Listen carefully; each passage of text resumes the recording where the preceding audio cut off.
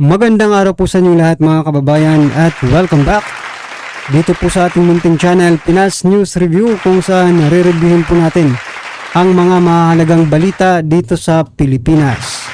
Mga simpleng komento sa mga issue dito sa Pinas. At ito nga mga kababayan, Diyos ko po, breaking news. Nagimbal ang lahat sa balitang ito. Hontiveros at Tamba na-shock. Yan mga kababayan ang ating alamin mula po rito kay Banat News Updates. Nasa description po ang full video link ng video nito. Subscribe na po kayo. At kung bago ka pa lang at di pa po nakapag-subscribe sa ating munting channel, please don't forget to subscribe. At i-click na rin po ang bell notification para updated po kayo sa lahat ng ina-uploads nating reaction video. At eto na nga mga kababayan, bago po natin simulan panoorin at bigyan ng komento ang video ito. Eto po may i-share lang po ako sa inyo patungkol po ito kay Dilima. Eto po, si Dilima nagkomento about sa SONA ni PBBM. Eto mga kababayan. Eto, yung nanay ng mga dilawan nagkomento. Basahin ko po para sa inyo mga kababayan ito.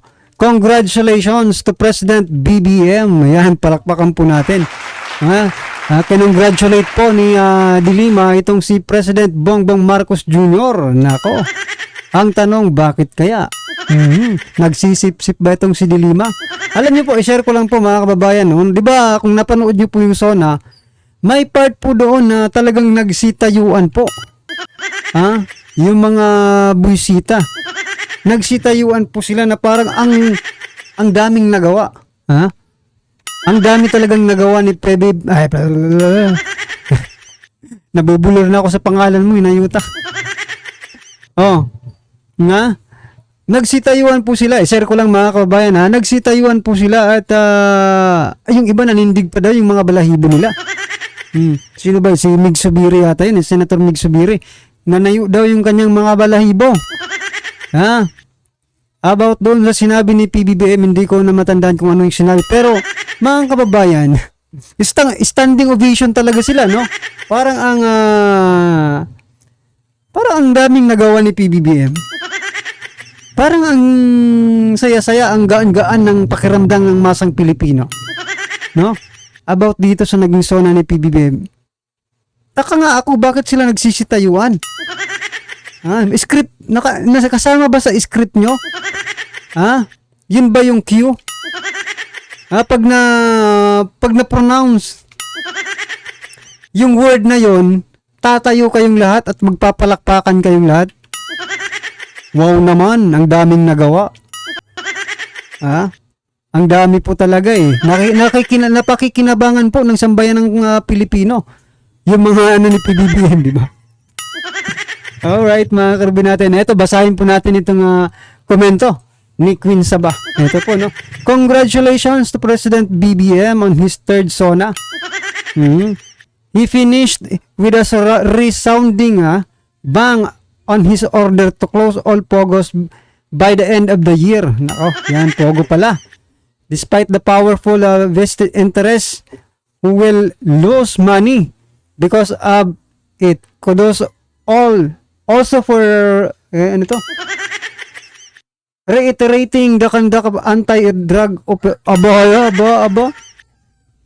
ito, magandang pakinggan to mga kababayan, sabi ni Dilima. Kudos also for reiterating the conduct of anti-drug operations without extermination. Yan na nga bang sinasabi natin Nagbobolahan na naman kayo Anong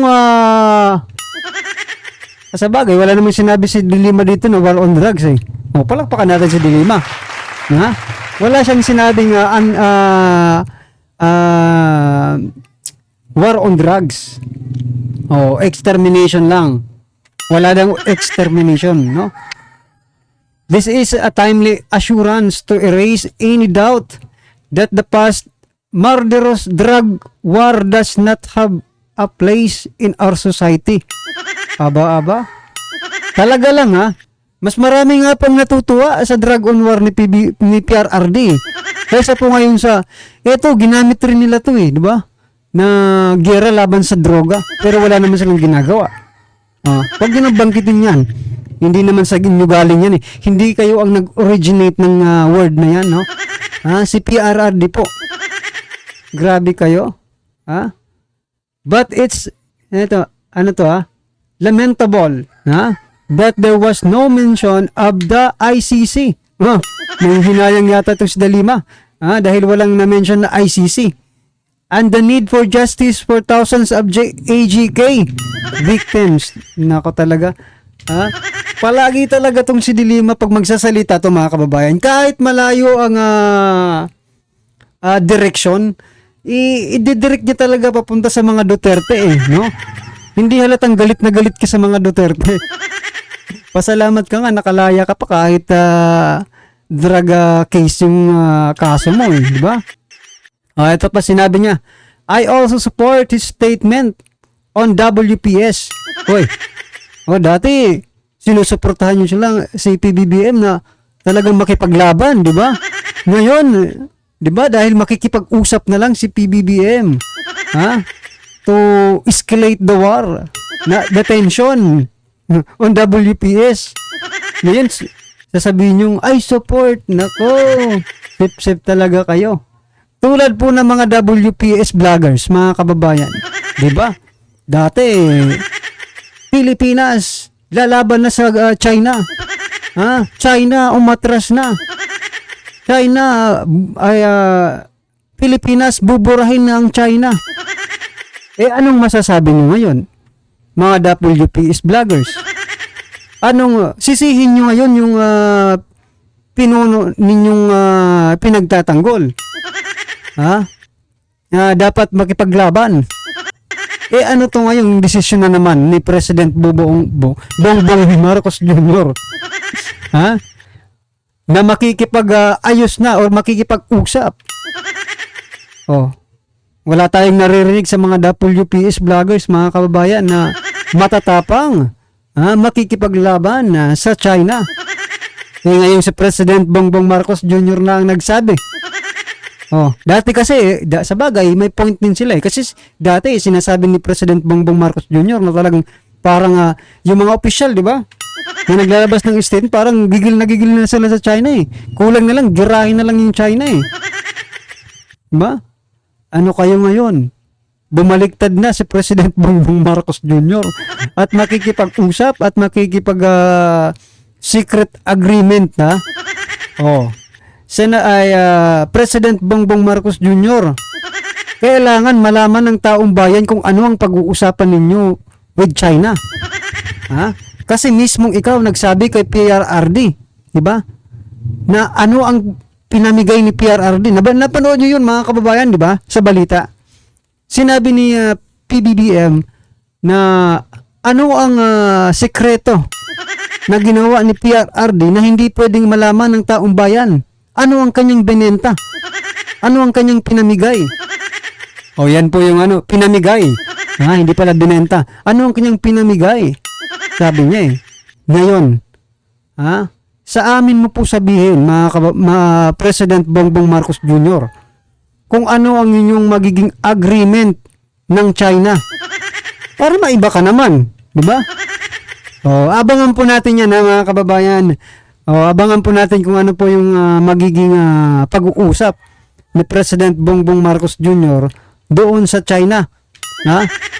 Para naman hindi siya sabihan na may secret agreement. Di tulad ng kanilang pag-aakusa kay dating President PRRD na may ipinamigay daw. Ngayon, it's your turn naman. Nakakahiya ka, ganun rin palang ginagagawin mo Hinahaba niyo pa yung usapan, makikipag-usap rin lang din naman kayo. Hinayaan niyo pang bombahin doon yung mga mangingisda at mga Coast Guard natin. Makikipag-usap lang din naman kayo. Bakit hindi niyo ginawa nung una pa lang? Gusto niyo na kasi ng drama Dinadrama niyo lang kami, di ba? I think agree po kayo ngayon, mga kababayan, sa sinasabi ko. Wala akong magagawa doon sa mga hindi nag-agree, di ba? Ito na mga kababayan, sama-sama, sabay-sabay po natin pakinggan. Panoorin at bigyan ng komento ang video ito. Eto na po. Nga tayo nagtataka eh. Mantakin mo nga, isipin mo itong mga animal na si Ontiveros. Ontiveros, makinig ka ha, makinig ka sa sasabihin kong babae ka, umayos ka. Eh, bakit di mo mapuna-puna itong si Franz Castro? Gaga ka ba? Nagtatanong lang. My point here is, eto, convicted child abuser. Bakit hindi nyo tanggalin? Takot ka ba, Romualdez? Ng isang kasamahan ninyo. 'Di ba?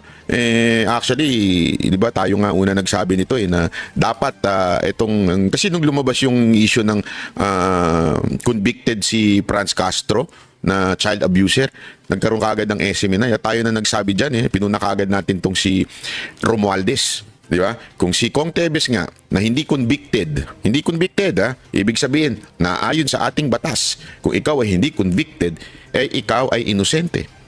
'Di ba? Ganun ang ating batas. Gayunpaman, tinanggal nyo sa pagiging kongresista ito si Tevez. Hindi ko pinagtatanggol si Tevez, ha? That's not my point here. My point here is, eto, convicted child abuser. Bakit hindi nyo tanggalin? Takot ka ba, Romualdez? Hindi, ako nagtatanong lang, ha? Naku, Banat Bay, nagtanong ka na naman. Nagtanong ka na naman, Banat Bay. Hindi, Franz Castro, ha? Ako'y nagtatanong lang, at saka ikaw, Romualdez, nagtatanong ba? Ano bang meron sa inyo? At bakit hindi mo matanggal-tanggal ito na isang convicted child abuser? Korte ho nagsabi, ha? Ano to? Takot ka dahil baka mamaya kumontra na yung mga yan sa'yo? Which is ginagawa naman nila yan talaga eh. Di ba? Anong siste? Bakit hindi mo matanggal? Oh, kaibigan. Uy, mga ano to siguro, mga vegan siguro ito. Di ba tama, kaibigan?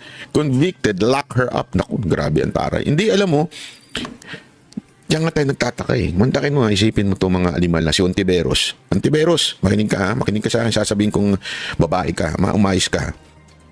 Ikaw, kesyo champion ka for mga children, sinasabi mo si Pastor Kibuloy, bla bla bla, ganito. Gaga ka ba? Nagtatanong lang naman ako, ha? Kung gaga ka. Tanong lang to, ha? Tanong lang. Si Pastor Kibuloy hindi pa convicted na child abuse yung kaso niya. Pero kung makahanting kayo todo-todo. Ito si Franz Castro. Convicted. Convicted. Ibig sabihin, Ito lang mga kababayan, no? Speaker Romualdez, gawin mo yung ginawa mo kay Pastor Apollo Kibuloy dun sa Davao, 'di ba? Pinadalhan nyo ng batalyon ng mga armed forces. Bakit di nyo kaya gawin yan dyan sa Congress habang ano bang tawag yun? Privilege speech ba yung tawag dyan? Privilege speech si Castro. Diba? Dalhan nyo ng batalyon yan.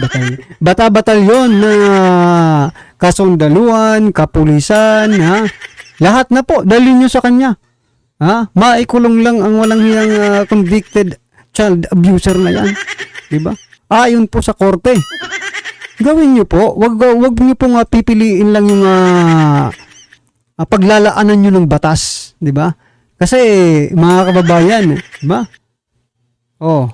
Pinipili nyo lang yung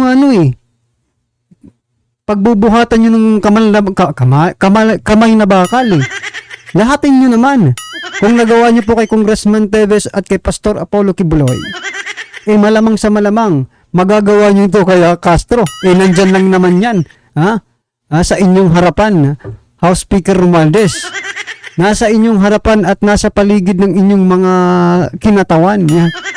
Diba? Kung kaya, bakit hindi? Diba? Para sa masa ang Pilipino. Diba?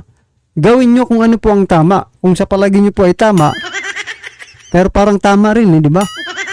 Ito, convicted. Paano natin hindi masasabing tama? Yung dalawa, si Tevez at si Pastor Apollo Kibuloy, hindi pa nga nalilitis sa hukuman eh. Ito, si Castro, may hatol na. Gawin nyo naman po. Sibakin nyo dyan sa para dire-diretso na sa kulungan. Itong si Franz Castro, nako. siya ho ay hinatulan na ng husgado. Bakit di mo makundina? Akala ko ba labang ka ng mga nagcha-child abuse. Bakit di mo mapuna-puna itong si Franz Castro? Gaga ka ba? Nagtatanong lang. Ha? Nagtatanong lang po ako. Ha? Hindi kasi, hindi mura yun. Baka akala ninyo mura yung salitang gaga. Iba, may meaning po yun. Sabihin, di ba ho? Kasi anong kalokohan po yun? Sorry ha? Anong kalokohan po yun? Yung mga nagkukondena, ikaw, Abalos, isa ka pa. May paganyan-ganyan ka pa. Child abuser yan eh. Mga ganun-ganun. Child abuser yan eh. Oh, hindi pa naman convicted. Again ha? Let's ilagay natin sa tamang konteksto to. Ilagay natin sa legal term. Hindi pa ho siya convicted. May appeal pa. Actually, hindi pa nga appeal eh. Hindi pa nga talaga nakatulan ng husgado. And yet, may pa ganun-ganun ka pa. Mga ganun-ganun ka pa, Abalos. At sinasabi mong, dapat mahuli na yan. Kung nanginginig ka pa, para kasi ganun. Oo, di ba? O, bakit ito? Wala kang imik dito sa isang convicted child abuser. Convicted, ha? Kung talagang, hindi, kasi ang punto natin dito, wala naman sa jurisdiction nila yon. Okay? Dahil, as far as I know, kaya hindi siya nakukulong ngayon kasi under appeal pa yung kanyang ano. But, meron na sinabi ang korte. So, if you are really a fighter, ibig sabihin, your advocacy is really for children, na yun ang pinalalabas nyo sa media, kaya nyo hinuhuli kuno si Pastor Kibuloy dahil galit kayo sa child abuser. Uy, bakit ito? Convicted, hindi nyo kondinahin. Hindi ko nga sinabing hulihin nyo eh. I-kondina nyo lang. I strongly condemn Franz Castro as a convicted child abuser. Why don't you do it? Diba? Alam mo kung bakit? Hindi naman kasi issue sa inyo yung issue eh. Ang issue sa inyo yung tao. Wala kayong pakinabang kay Franz Castro. Diba? Wala kasing puwang ito si Franz Castro, mga kababayan, no? Wala tayong magagawa diyan, mga kredi natin. Nasa taong bayan na lang talaga. Kung maniniwala sila dito kaya Speaker Romualdez at Teresa Hontiveros, 'di ba? Sa pagkundi na lang dito kaya Franz Castro na child abuser, mahirapan na. Ibig sabihin, mga karib natin, may pinipili lang po sila. Ang batas po natin ngayon, no? Hindi naman yung batas sa korte. Batas ng mga politiko, no? Ay may pinipili. Diba? May pinipili lang po sila kung kanino isasampal yung batas. Nako po, delikado po yan, mga kababayan, kasi pag taong bayan po ang mamili, lagot kayo. Malapit na po ang 2025. Well, anyway, mga kababayan, na naman po ang inyong reaksyon, komento at kritisismo patungkol po sa video ito. I-comment na po sa baba para at least alam po ng ating mga kababayan ang inyong pong opinion patungkol dito. Right? Maraming salamat po.